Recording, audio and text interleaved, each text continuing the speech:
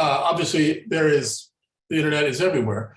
Really the longer point of that book, and my belief on how this works is that as global and universal as the internet is, as the problems we're talking about are, Americans and America have not a unique vulnerability, but an extreme vulnerability, certainly compared to the rest of the developed world. And thinking about, I mean, obviously, I think we're all, at least it sounds like we're all Americans here, but I think it's important to remember and think of the deep paths that led us to here, the hyper-subjectivity that was there for 400 years, the I don't need any experts that was there for 400 years, all these defining pieces of the American character that made us especially vulnerable to being misled by and misused by all that you have all eloquently talked about. By the way, I also think that Doug Rushkoff's thing, and certainly I believe that was Fantasyland, this other book in which the subtitle was They're Making America, which is Evil Geniuses.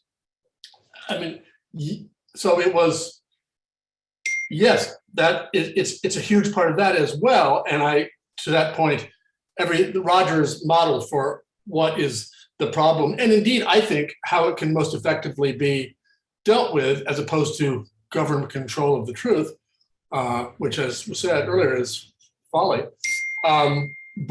But control of other things and regulation of other things, of this set of new conditions, right? I think that's the important thing to get out there and keep in mind that, yes, we've always had, partisan news media. We've always had this.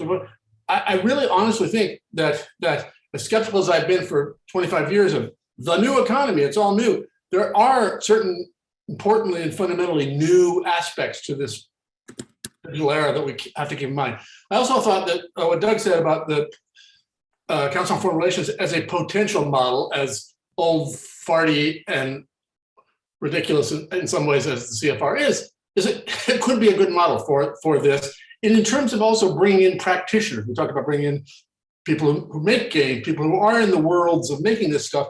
Well, that's part of the beauty of the CFR, if it were not so establishmentarian, is that it has people who were formerly working for the State Department, like Rick Stengel, and people who will in the future work for the State Department, maybe like Rick Stengel. So I think it's not a bad model as you're thinking about like what shape this could take.